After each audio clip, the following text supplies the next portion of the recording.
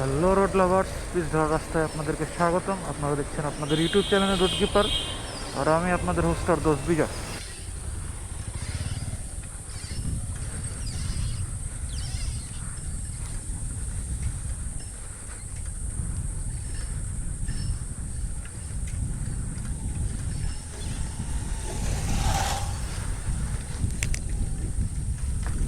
চলুন চাষাদেরকে ওভারটেক করি। চাষারা এমনি ডবল যাচ্ছে।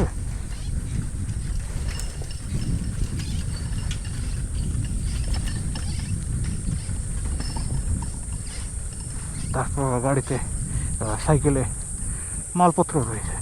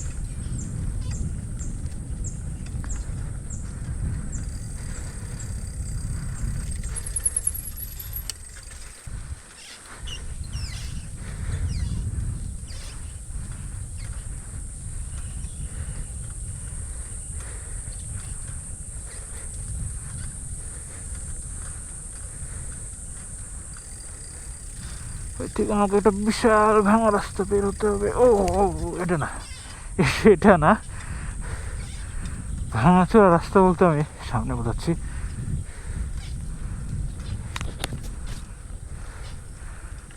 দেখতে পাচ্ছেন উঁচা হয়ে আছে, হ্যাঁ, টিলা বানিয়ে রেখেছে।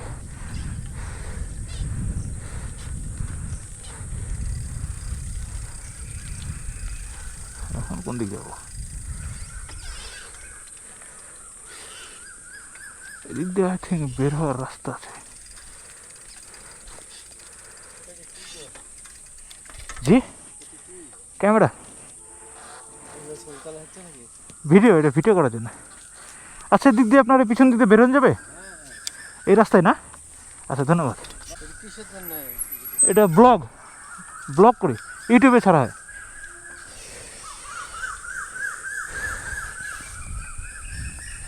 তো সবার ভিতরে একটা কিউরিয়াসিটি জাগে যে যারা জানে না যেটা কী বা কী জিনিস, হ্যাঁ, এভাবে মাস্ক পরে, হ্যাঁ, বাংলাদেশ রাশিয়ার মানুষ এখনো এটা এটা এই জিনিসটা এখনো মানে কমন না এখানে।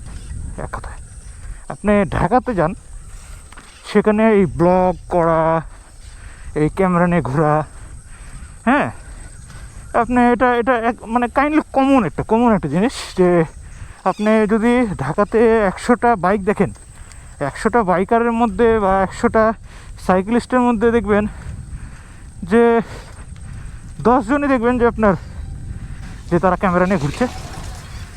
কিন্তু রাজশাহীতে আপনি যদি 100 জনের মধ্যেও আপনি একজনকে পাবেন না যে ক্যামেরা নিয়ে ঘুরছে।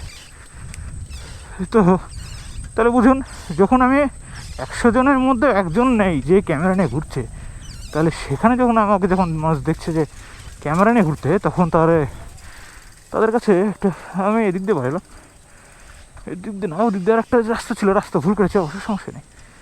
এবার আপনাদেরকে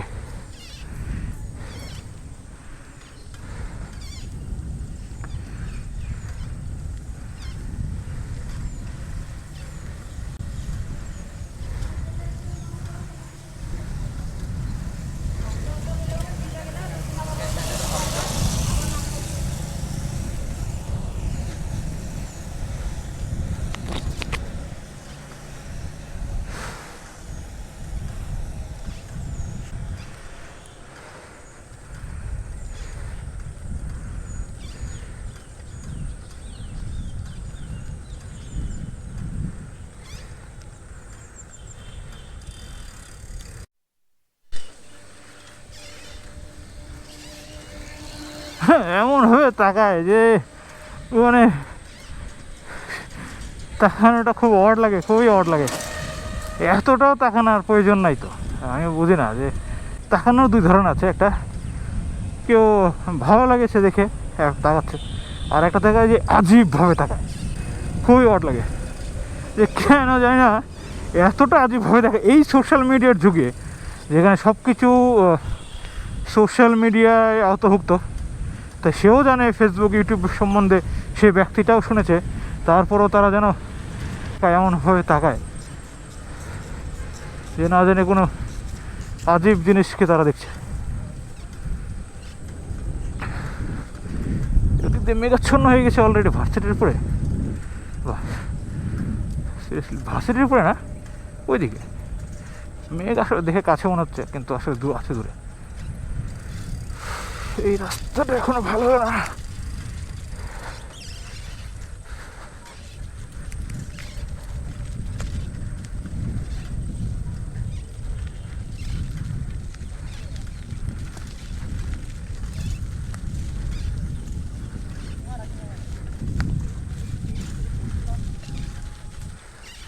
ওই যে দূরে দেখছেন বিল্ডিংটা, সেই বিল্ডিংটা হচ্ছে চারুকলা একাডেমি।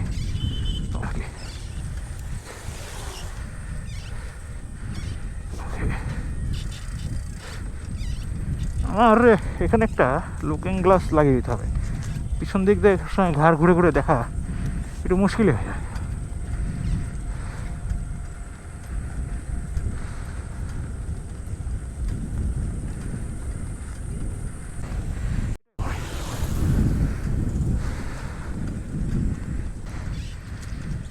এই যে চারুকলা একাডেমি,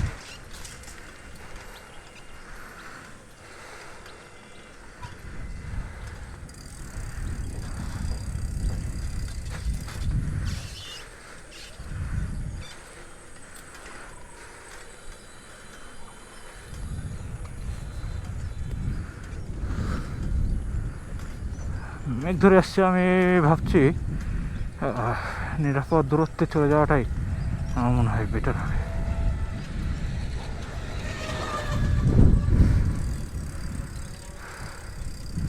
আমি এদিকে আর না যাই।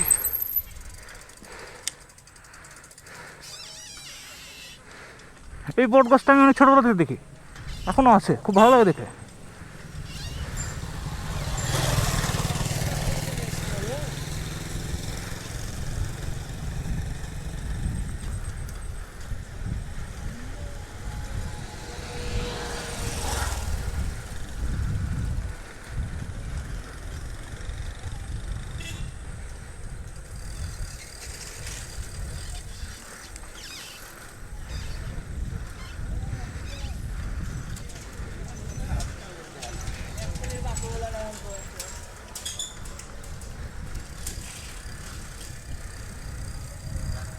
যারা দেখতে পাচ্ছেন তারা একটু কমেন্ট করে বলবেন যে ভিউটা কেমন লাগছে। অসাধারণ। আমার কিন্তু মেঘ দেখতে খুব ভালো লাগে। ওই দেখেন দূরে মেঘের একটা যেন আলপনা করা হয়েছে, এদিকে কালো মেঘ সূর্যকে ঢেকে রেখেছে, ফাঁক দিয়ে আলো আসছে। ও নাইস।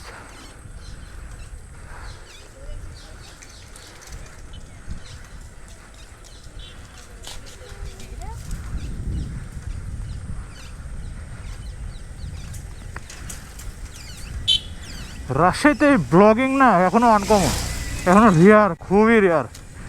হ্যাঁ,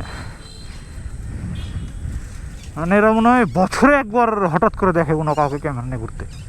হ্যাঁ,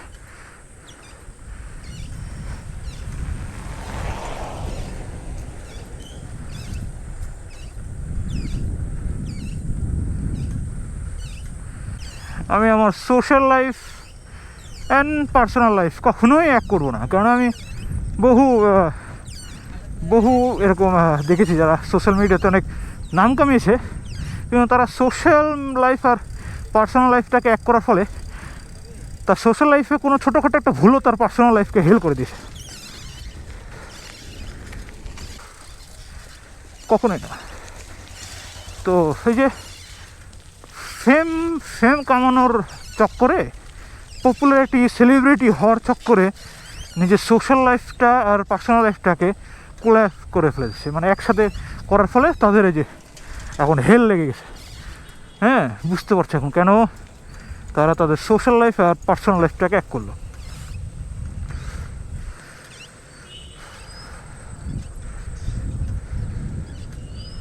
আমরা এখন এই ওদিক দিয়ে যে আমরা ব্রিজে পড়বো। এটা হচ্ছে ওভার ব্রিজ। এটা রেল লাইনের জন্য বানানো হয়েছে। টাকা খরচ করেছে কত হিসাব আছে। এখানে যে সুন্দর রাস্তাটা ছিল সেটা এনাফ ছিল, রেল ক্রসিংয়ের জন্য আলাদা করে ওই ব্রিজ বানানোর কোনো প্রয়োজন ছিল না। এটা অহেতুক খরচ, কেননা যতক্ষণ না প্রয়োজন পড়ছে ততক্ষণ কেন টাকা খরচ করবেন। দেশের এমনি অনেক ঋণ, তারপর আবার ঋণের টাকা ঋণ করে এসব করছেন। হ্যাঁ, দেশে এমনি প্রতি বছর মানে অকল্পনীয় বাজেট পাস করানো হচ্ছে। সেই বাজেট পূরণ করতে যে জিনিসপত্রের দাম বাড়ানো হচ্ছে, সাধারণ জনগণের মানে এক কথায় রক্ত জল করে তাদেরকে পান করতে হচ্ছে। তো ভাবুন একবার, এটা কিন্তু একটা ভয়ঙ্কর ইস্যু হয়ে দাঁড়িয়েছিল। সব কিছুর দাম। একমাত্র যে একবার একটা লোক তা সাংবাদিকের সামনে বলেছিল যে বাজারে আপনি কোন জিনিসটার দাম কম দেখছেন, তো সেই লোকটা বলেছিল যে বাজারে আমি মানুষের দামটাই কম দেখছি, তাছাড়া সব কিছুর দাম বেশি, একমাত্র মানুষেরই কোনো মূল্য নেই, তাতে সব কিছুর মূল্য লাগামহীন।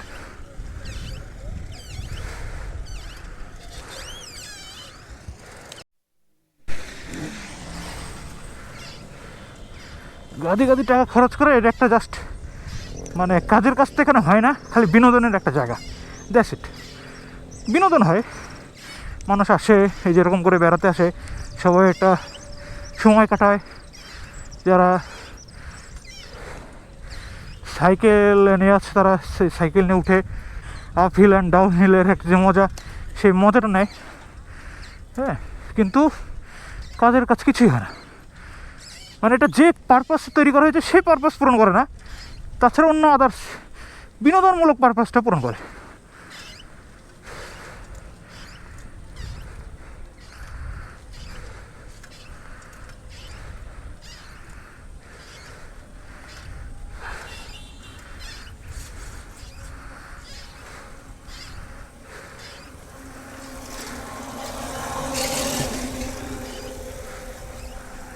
Just look at that view.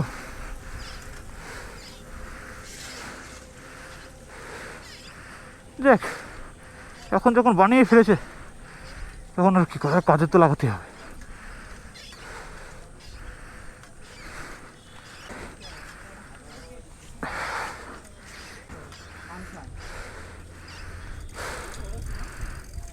Kindly এখানে কিছুক্ষণ একটু দম নেব, মানে একটু রেস্ট নেব, তারপর চলুন রওনা দিচ্ছি। ওকে,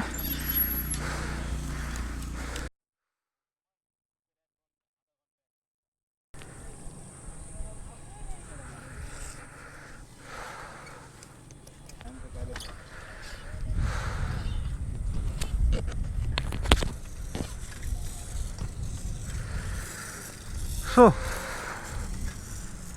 আমরা এখন যেদিক দিয়ে যাচ্ছি সেটার এটা একটা বর্ডার বলতে পারেন। এই সাইডে হচ্ছে আমার হাতের ডান দিকে রয়েছে রুয়েট কলেজ, আর হাতের বাম দিকে রয়েছে রাজশাহী বিশ্ববিদ্যালয়। একদম পাশাপাশি।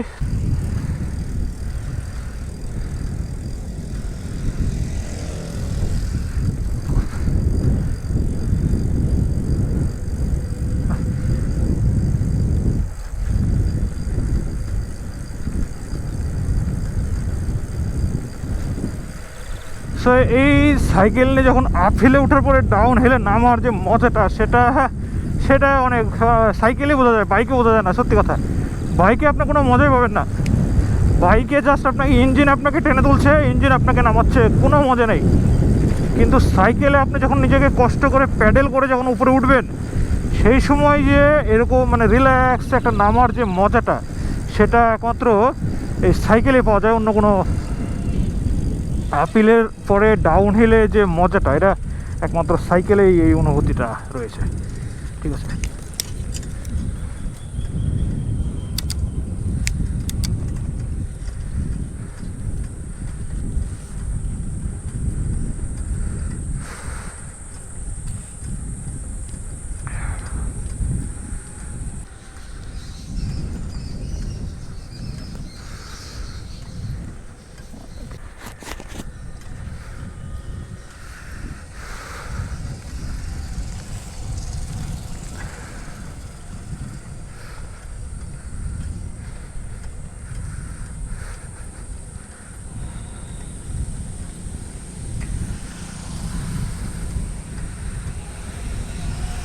অনেক ব্যক্তি আছে, অনেক মানুষ আছে যারা ক্যামেরা দেখলে আড়াল হতে চায়, আর অনেকে আছে যে ক্যামেরা দেখলে এসে ভাব নেয় ক্যামেরার সামনে। হ্যাঁ,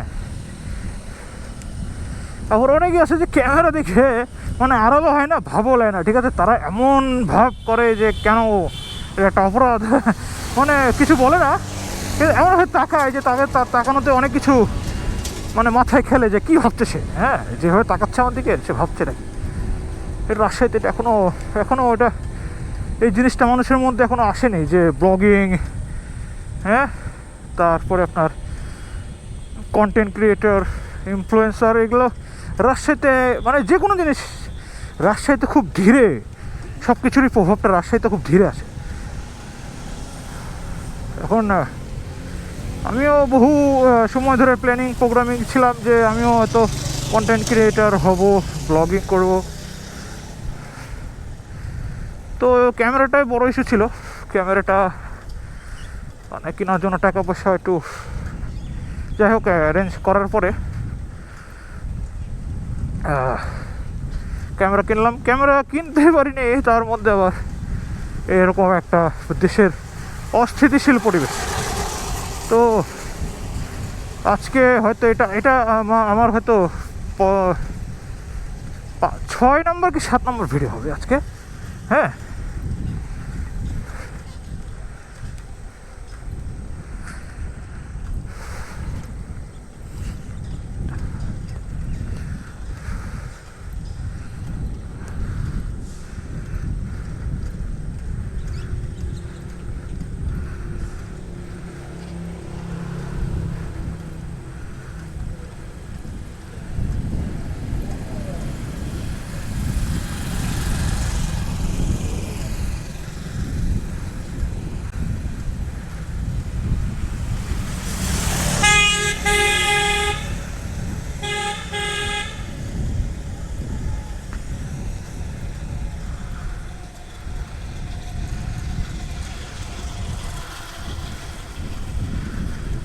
আজকের মতন এখানেই আমি শেষ করছি। দেখা হবে আবার কোনো নেক্সট ভিডিওতে। ততক্ষণের জন্য বাই বাই।